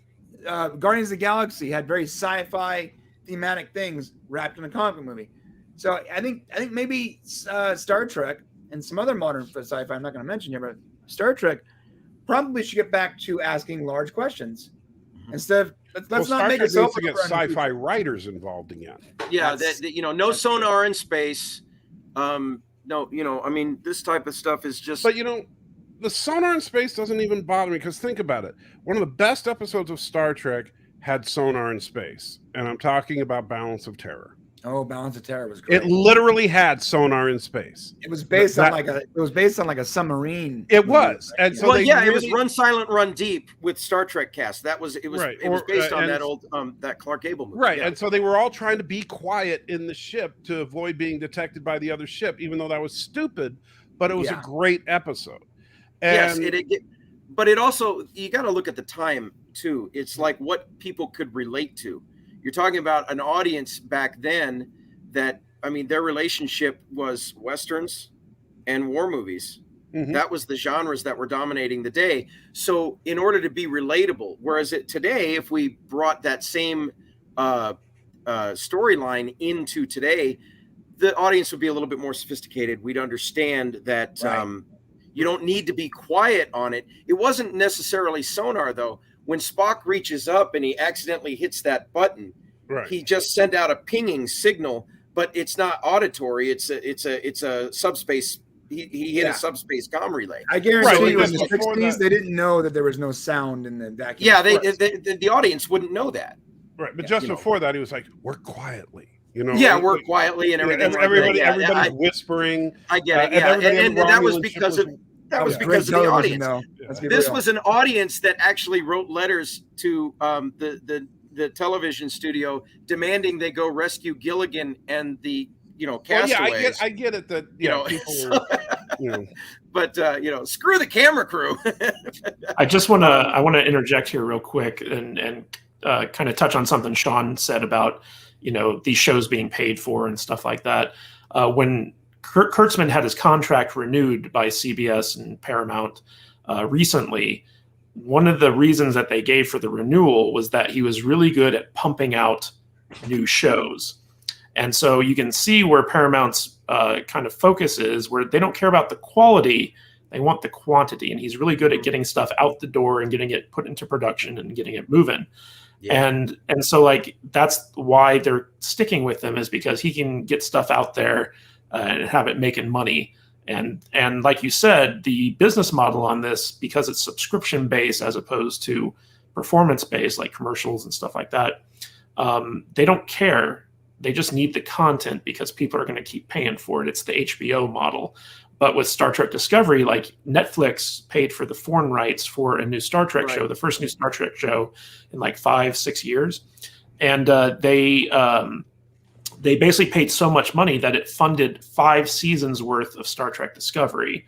And so we're getting a guaranteed 5 seasons of STD simply because it's already been paid for. And so I just wanted to point that out because, a lot of people might not be aware of that. But the impetus for all these new Kurtzman era shows isn't that he's got a good idea for them. It's that he can get them into production. Get them out, yeah.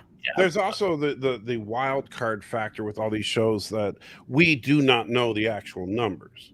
That no matter what happens, CBS is never going to reveal the actual viewing numbers, just like Netflix doesn't reveal the actual new viewing numbers. None of these guys do, because they're corporate trade secrets. They don't want the other guy knowing how many people are watching, right? Because that's how they they just say, oh yeah, we got lots of people watching, and they try to make the other guys nervous. When you're negotiating for like license rights with some of these Netflix things, you don't want the person you're negotiating with to know how valuable it is to you. Come on. Yeah. Right. All right. So let's move on to the next topic here, which is space tentacles in the season Big Bad. Oh, it's Sean's topic. Yes. A big part of season 1 of Picard are the Romulan super secret sisterhood of android haters, the Zat Vash. trying to prevent a nebulous synthetic-based being from being summoned to the galaxy to destroy all organic life. We see a glimpse of this in the final episode with mechanical tentacles coming through a portal, but this threat is never truly explored, and when it is, it's dismissed. We're never given the ramifications of it ever happening. So how could this threat have been better utilized and explained and just made bigger throughout the course of the season? Sean, you want to take this one? Well, first of all, you got to set it up. You know, what they did was, and I see this a lot. This is prolific with new writing. There's a lot of payoffs and no setups. And then in this case, they seem to have their payoff, but never really followed it up. There was they didn't finish it. It was not. We don't really know what we're dealing with. And didn't they set it up through the Jot Bosch or whatever they're called? Well, don't forget the PVC pipe of doom that everybody grabbed and scraped their faces off. Yeah, I mean, this was all, like I said, it's not a real threat until you, until your characters are really altered by it. And this didn't change anything. It didn't really do it. And like you said, they didn't really come. It never grew any legs. It was just let's throw this out there. And then maybe they fired that guy that came up with the idea. And then they just okay, well, we'll just forget it that it ever happened. Which is what we all hope that they would do with this entire franchise anyway right now.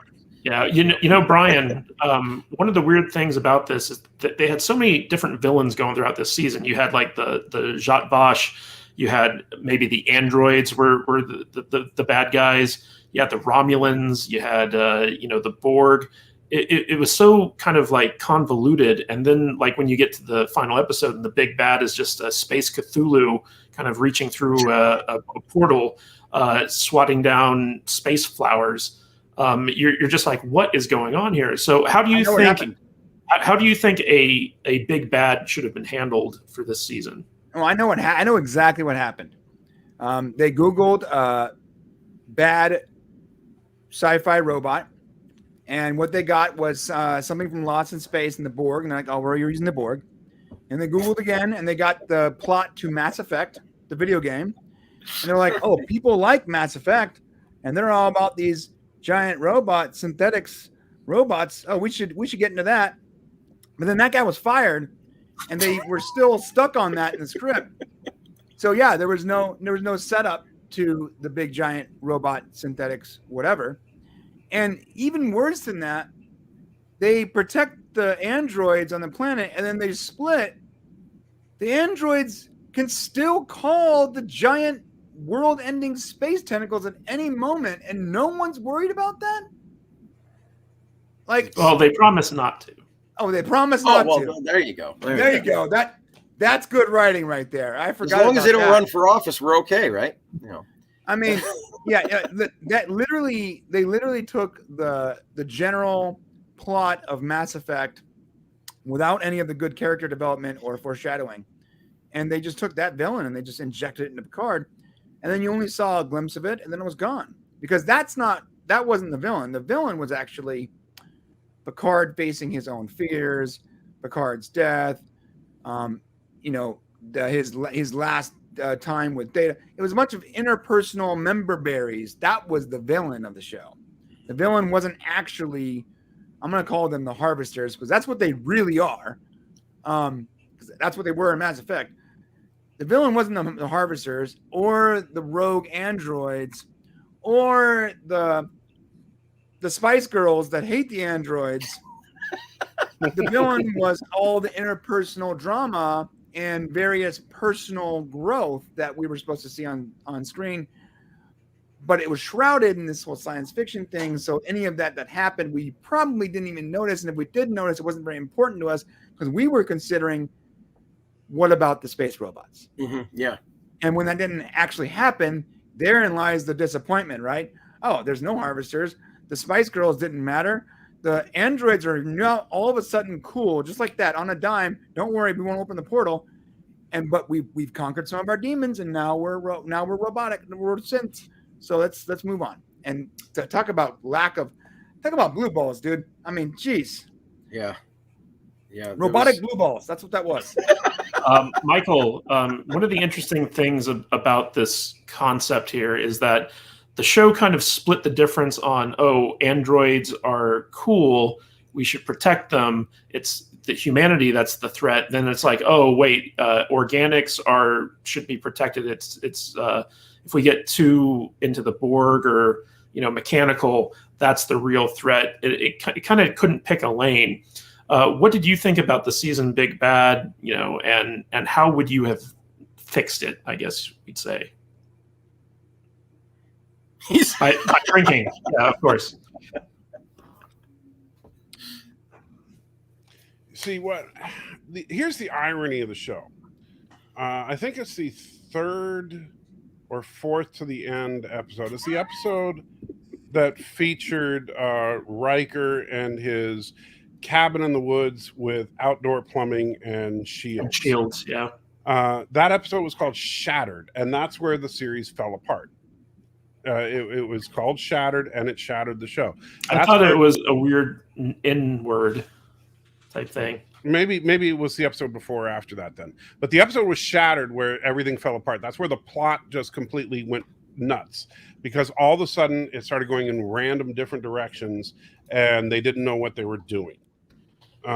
Because all of a sudden the artifact, they started trying to activate it. All of a sudden they started going through the transwarp conduit. All of a sudden they were going to the android planet, and all of a sudden they had Data hiding in a robotic purgatory, and all of a sudden Picard's about to die any day now, and all of a sudden, all of a sudden everything started coming to a head.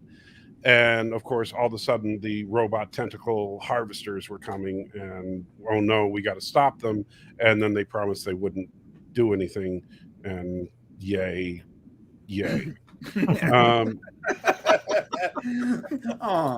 And the real villain of the story, I'm sorry, Sean, I have to disagree with you. The villain is not Picard facing his demons, or Picard dealing with, letting go of Data or any of that. The villain of the story are the fans of Legacy Trek. That's the I never thought that Picard's inner demons or anything. I always thought that. He was talking about me. He just didn't want to disagree with me again. The feud going. I'm sorry. I meant Brian. I'm sorry. Oh, okay. Let me have another. No, we are definitely the villains of it, and it's their way of attacking. We are the villains of this story, because we are bad for wanting Picard to emerge victorious. We are bad for wanting the Federation to be the good guys, for wanting Starfleet to stand for truth, justice, and the American way, or any of that crap. Yeah, right. That makes us bad. Right.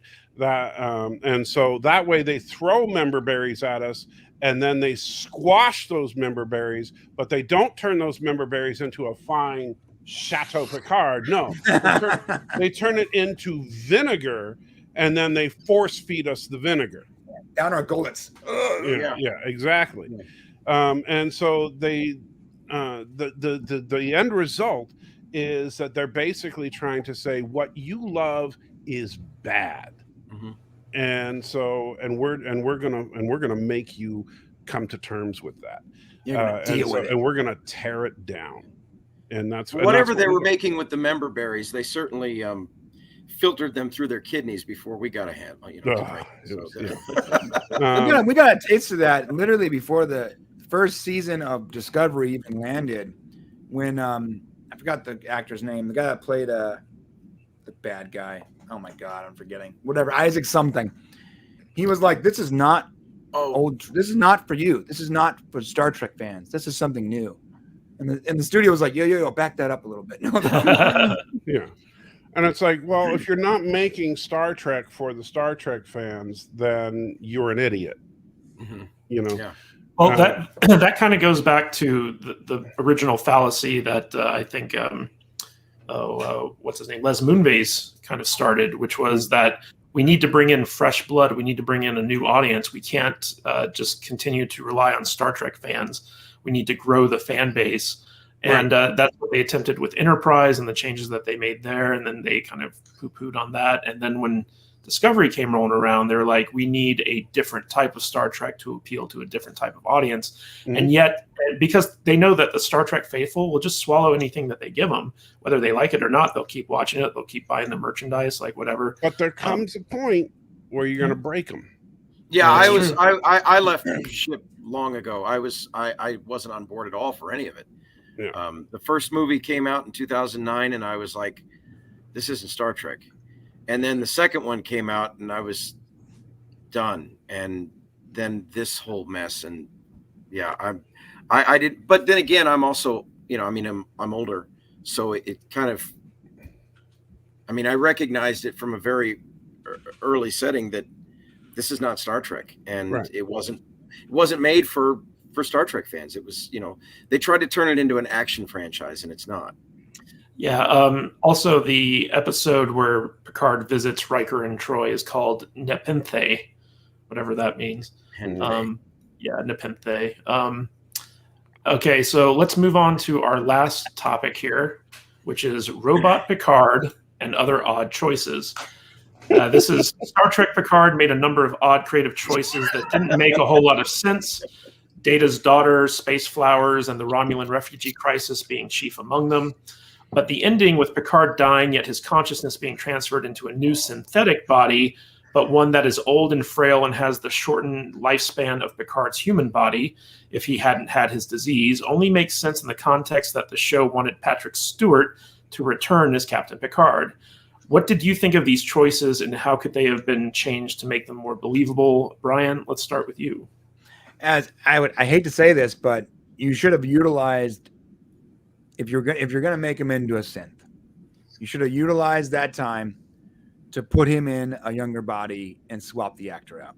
Yep. If you're going to do it anyways, you should have just swapped the actor That's out. actually what I thought they were building up to. I thought it was going to be a surprise ending where there's like a new actor playing Picard, or maybe Tom Hardy shows up and he's the new Picard. No. Or something like that. No.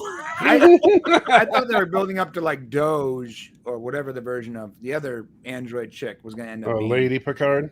Lady Picard. Like she was going to sacrifice her body so that his consciousness can live on, and then boom, you check all your boxes. You got your, you got all the boxes checked for the new captain, right? And then he and Rafi and 7 of 9 can all just be lesbians. Be a three-way. Yeah. He's probably still in check, so it makes sense. I thought they were going to do that. My thing is, if you're going to do that, if you're going to go with that storyline, which is stupid, like people go, oh, well, they had to explain the whole syndrome. No, they didn't. They didn't even need to bring that up. Yeah. No one's remembering that syndrome. And even if they were remembering it, we don't know how it works in the Star Trek universe. He can die when he's 150. Who knows? I think McCoy in the original series, didn't he live to like 137 years, according to Starfleet records. Yeah. a long time. Yeah. He could have lived to that time. All I'm saying is if you're trying to explain the disease he had, the syndrome, you could have also explained it with, it was fixed. It's been 30 years and we're in the future. But if you have to explain it, I don't feel like the storyline they went with was the right one. But if you're going to go with that storyline, use that opportunity to swap the actor out at the very least. As much as I love Patrick Stewart, if you're going with that storyline, because it was so unnecessary, nothing changed except for now he's a robot, which is arguably worse than it was before. Now, so they took everything away from him, and now they took his last remaining thing, his humanity. I will tell you, it is not arguably worse. It is demonstrably worse. Yeah. Because the problem is that Picard, if you think about his character, they just took away the last remaining bit that they didn't take away before with all the character assassination they did throughout the season. Right. Because the last thing that they didn't touch on, and they don't have to say it outright, but they didn't touch on, was the fact that Picard is one of the very few characters in Star Trek that is an out-and-out atheist as far as his philosophy. He's the only non-believer that we know of that's a Federation leader in Star Trek. And as such, he's dead. As far as he's concerned, he ceased to exist. And that robot is simply a transfer of information. That is not Picard. Right. Yeah, is that that's a copy of a copy. That's what that is. And I think the audience knows that going forward. Like when I saw the trailer for the second season, I'm like, why is Q acting like that's actually Picard? He knows that's not Picard, right? Sean, what do you think about this? Well, now I actually came up with an idea that they could have used if they were going to do it production-wise to take the burden off of Patrick Stewart to carry this. Right.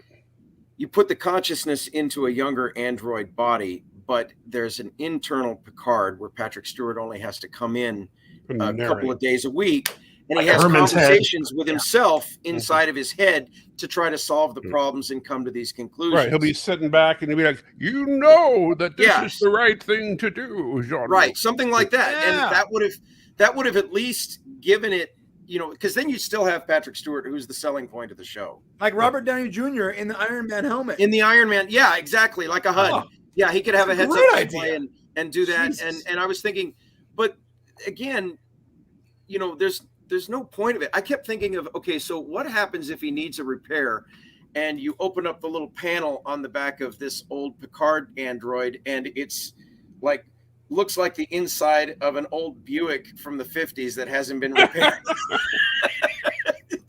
You know, because it's old and it's pointless and it's stupid. Right. And the thing is, the only reason they did it the way they did it was to keep Patrick Stewart on the show. But it's going to tax him even further. So what they should have done was just had something to where he's in a black void. He doesn't have to go anywhere except in a studio and talk to the, you know, the body, his avatar or whatever, periodically. And he could come in and just do it. Yeah, just as his internal monologue, use him a couple of times a week. That would have worked. And you just still had Patrick Stewart in there until he kicks off. What do you think are the odds that they had planned to replace Patrick Stewart with a younger actor, and Patrick Stewart vetoed that idea and said, like, no one gets to play Picard but me? Oh, I'm sure that was probably, that was, well, look at the movies. They're total ego trip movies. He became action figure Picard. As soon as Jeep. Dune buggies. He's driving dune buggies and he's being the action guy and he's trying to fight. I did like, though, in Generations, which I think the only incarnation of That's the last time we saw Jean-Luc That was the last time we saw him, because he tried to fight Malcolm McDowell and got his ass kicked. Right. He needed Shatner to come in and that was the only realistic thing about that movie. That was Shatner to come in and kick his butt. So well, you know, obviously, you know it's bad when the climax of a movie is watching 3 geriatric men fighting on the hill. Yeah. So we're supposed to stay together, you know. Well, we are, you know. Yeah. And actually, the youngest of the 3 was actually the physically eldest, which was Shatner. I mean, he's still, you know, so that would have been my thing if they'd have done that, and other odd choices. Like I said, shorten lifespan, Android. What's the point? Just unplug me and get it over with. You know, get it over with. And Jean-Luc Picard would have said, "I don't want an android. I don't want an android body." Yeah.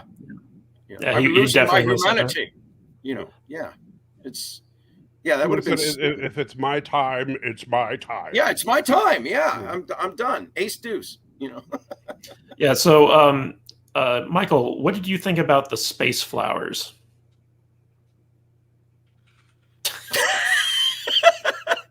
Dry them up, roll them, put them in a zigzag, smoke it, be done with it. Wow. I think Rafi could have had a great time with the space flowers.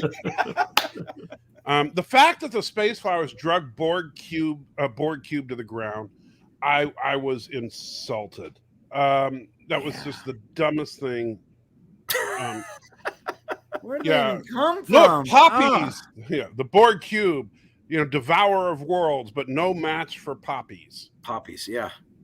Orchids or whatever. Yeah, orchids. I don't care what the heck the breed was. It was stupid. It was beyond stupid. Yeah. It was a freaking Borg cube, and it couldn't handle some botany. Right. Great. Yeah. Cool for the cool visuals for the trailer, man. But you know what that means? Sulu could have taken on the Borg by himself. Yeah. Yeah, absolutely. True. Yeah. True. You know, hey, that chick from Voyager, the young, what's her name? The one that came with the Talaxian. Ah, she was a botanist. She Cass, could handle it. yeah. Yeah, Cass could handle it. No problem. Yeah, she could have done it. Yeah. Yeah.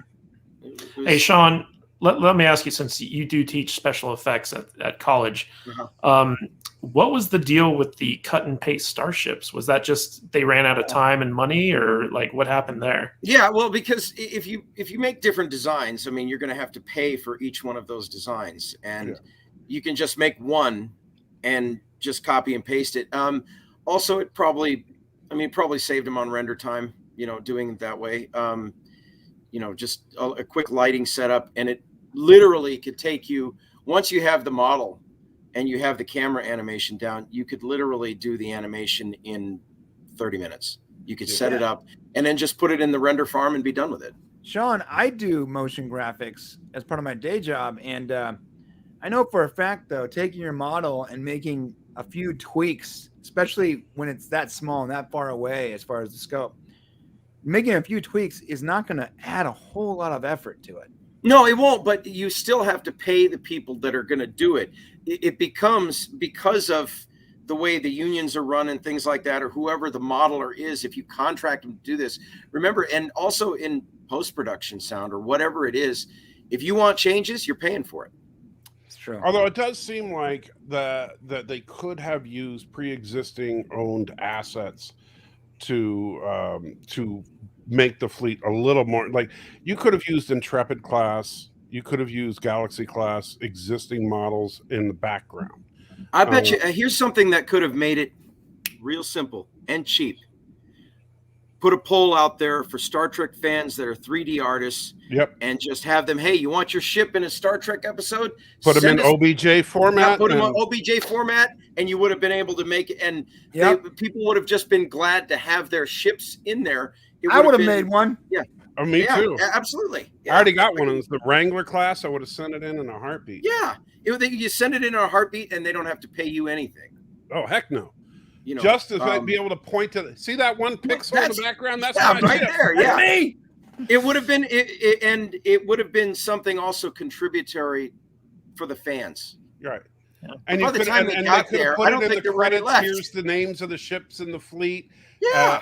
And your name could be the captain of that ship or whatever. Absolutely. Yeah. It wouldn't have been any problem. That would have saved them a lot of money and trouble, and and the fans would have gone nuts for it. Yeah. Yep. Yeah. Well, guys, I want to thank you all for coming on this live stream. We could probably talk about the problems with this show for like a week straight, if that. But you guys, I feel like this was a great discussion. You all made really good points. Brian, why don't you tell people about where they can find you on the socials and find out more about your channel? Yeah, you can find our main channel at the Popcast, youtube.com/thepopcast, and you can find our live channel where we do live shows, a daily live show, and a weekly, daily, hour-long show, and a weekly, like 2 or 3 hour long show at the Popcast Live. So youtube.com/thepopcast live. We call that channel the Popcast Unleashed. You can find us there and on Twitter and Facebook and Grindr at @Popcast. We actually want more people to come to our live show, our Unleashed channel, because we only have like 500 or 600 subscribers, and it's been so hard to get people from the docu-series style videos to go to that channel, because it's such a different content. Like, we spend weeks making the documentary style videos, but the most fun we have is not spending weeks creating content, but just getting on and talking on a camera. So we would like more people to come to that channel, just so it gives us more reasons to do more live shows. And right now we're doing a daily one. So yeah, go check it out. And I've actually been on their show before, and it's a lot of fun. It's just kind of like this, where we get on there and we start talking about different topics, and everyone shares their different perspectives. And so definitely go check it out. Mr. Tickle Trunk with $2 says, next time, pre-drink. I will be sure to order my panelists to be drunk next time they show up. Completely plastered. Yeah. We're going to have Salty Trekker on if you're interested, bro. We're gonna have absolutely, to have you on man. Come on. Yeah. Speaking of Salty You too, Trekker, Sean. where can they find more about you, sir? Well, on YouTube, you can find me as Salty Trekker. And I'm currently only doing live streams on YouTube. Pretty much like to hang out on Tuesdays. Me and Laura Reloaded do a show. On Mondays, I'm usually actually over on Life with Matthew's show, the Virtual Pub on his channel. On Wednesdays, I'm supposed to have Deej Odyssey on my channel, but he's farming right now, so I'm just doing random stuff. And then I'm also over on Twitch at Michael J. Crawford. That's my real name. So over on Twitch, that's my channel.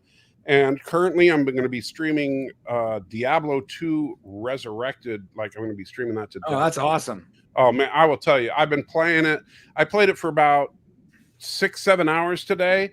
And honestly, when we finish up here, I'm probably going to play it for another 6-7 hours. I'm still trying to get into it. I'm actually gonna have Laura Reloaded on my show tomorrow. Really? Yeah, Laura's awesome. Yeah. He and I are good friends in real life. He lives in the same town as me, so yeah, he's a good guy.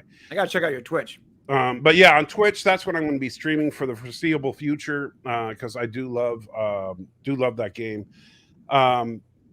And right now, just I'm not doing a lot of edited content, but that's mainly because I'm dealing with some crazy stuff in real life with my health and stuff, which I'm not going to bore everybody with the details, but it just means that major life changes are happening and I can't deal with editing and writing and that kind of stuff right now.